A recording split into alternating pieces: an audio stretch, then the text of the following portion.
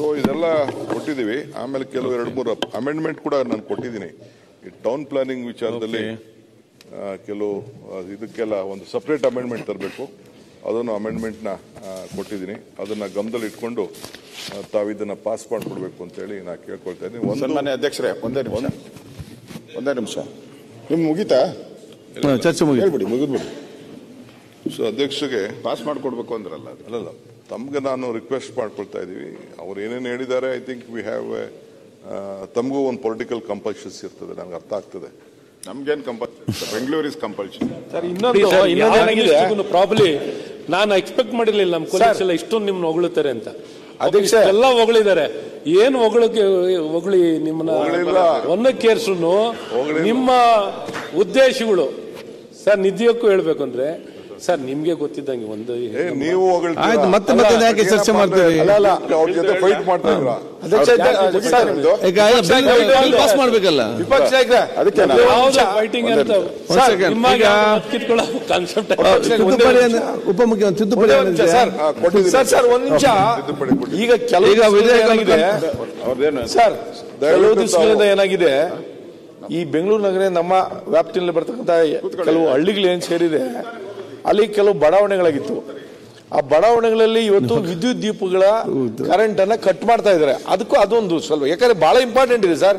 ಯಾಕಂದ್ರೆ ಜನ ಇವತ್ತು ಎಲ್ಲರೂ ಬಂದು ಮನೆ ಹತ್ರ ಬರ್ತಾ ಇದ್ದಾರೆ. ಹಂಗಾಗಿ ಯಾಕೆ ಎಲೆಕ್ಟ್ರಿಷಿಯನ್ ಇದು ಕಟ್ ಮಾಡ್ತಾ ಇದ್ದಾರೆ ನನ್ಗೆ ಗೊತ್ತಿಲ್ಲ. ಈಗ 10 ವರ್ಷದಿಂದ ಇರ್ಲಿಲ್ಲ, 12 ವರ್ಷದಿಂದ ನಾನು ಕೂಡ ಶಾಸಕನಾಗಿದ್ದೀನಿ, ಎಲ್ಲ ಕೂಡ ಶಾಸಕ.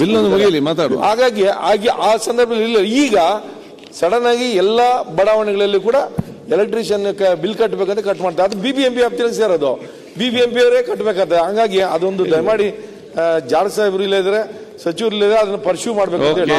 ಸಭಾಧ್ಯಕ್ಷರೇ, ಅಲ್ಲ ಅದು ಈಗ ಇದು ಇನ್ನು ಮಾತಾಡ್ತಾ ಇರೋದು ಬಿಲ್ ಬೆಂಗಳೂರಿನ ಇದು ಮಾಡ್ಲಿಕ್ಕೆ ಬಸವರಾಜ್ ಅವರು ಬೇರೆ ವಿಚಾರ ಎತ್ತಿದ್ದೀನಿ. ಅದನ್ನ ಬೇರೆ ಮಾತಾಡಿ ನಾನು ಅದಕ್ಕೆ ಉತ್ತರ ಕೊಡ್ತೀನಿ.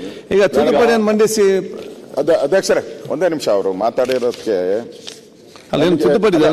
ಮುಗೀತು. ನಾನು ಕೊನೆ ಕಾಮೆಂಟ್ ನಾನು ಹೇಳಬೇಕಲ್ಲ. ಈ ಬಿಲ್ ಬಗ್ಗೆ ನಂದು ಕೊನೆ ನಮ್ಮ ಪಾರ್ಟಿದು ನಾವೆಲ್ಲ ಹೇಳಬೇಕು.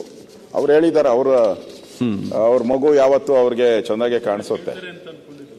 ನಾವು ಇಷ್ಟೊತ್ತು ನಮ್ಮೆಲ್ಲ ಶಾಸಕರು ಕೂಡ ಪ್ರತಿಯೊಬ್ರು ಮಾತಾಡಿದಿರಿ,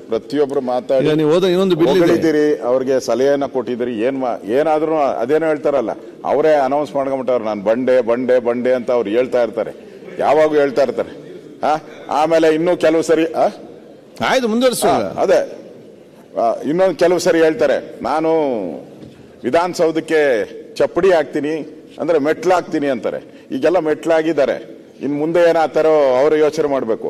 ನನಗೆ ಈ DK ಶಿವಕುಮಾರ್ ಅವರ ಬ್ರೈನ್ ನ ಮ್ಯಾಪಿಂಗೇ ಮಾಡಕ್ ಆಗ್ತಾ ಇಲ್ಲ ನಮ್ಮ ಕೈಲಿ.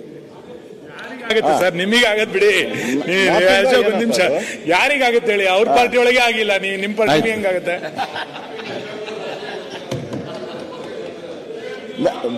ಬ್ರೈನ್ ಅಲ್ಲ, ಒಂದೇ ನಿಮಿಷ. ಬ್ರೈನ್ ಮ್ಯಾಪಿಂಗೇ ಮಾಡಕ್ ಆಗ್ತಾ ಇಲ್ಲ ನನಗೆ. ಇದು ಏನೋ ಪೊಲೀಸಲ್ಲಿ ಏನ್ ಮಾಡ್ತಾರೆ, ಮಂಪರು ಪರೀಕ್ಷೆ ನನಗೆ ಹೇಳ್ತಾರೆ, ಮಂಪರು ಪರೀಕ್ಷೆ ಮಾಡಿದ್ರು ಅದರಲ್ಲೂ ಎಸ್ಕೇಪ್ ಆಗ್ತಾರೆ. ಅಷ್ಟು ಬ್ರೈನು ಬೆಳೀತಾರೆ. ಒಂದ್ ಕಡೆ ಹೇಳ್ತಾರೆ ಹೊಡಿಬೇಕು, ಭಾಗ ಮಾಡಬೇಕು, ಅಂದ್ರೆ ಜಾಸ್ತಿ ಮಾಡಬೇಕು ಅಂತಾರೆ. ನಮ್ಮ MB ಪಾಟೀಲ್ ಉಪಮುಖ್ಯಮಂತ್ರಿ 4 ಮಾಡಿ 3 ಮಾಡಿ ಅಂತ ಮಾಡಿದ್ರ ಒಂದೇ ಇರಬೇಕು ಅಂತಾರೆ. ಉಪಮುಖ್ಯಮಂತ್ರಿ ಒಂದೇ ಇರಬೇಕು, 4 ಮಾಡಬಾರ್ದು. ಬೆಂಗಳೂರು ಮಾತ್ರ 4 ಭಾಗ ಆಗ್ಬೇಕು, 7 ಭಾಗ ಮಾಡಬೇಕು.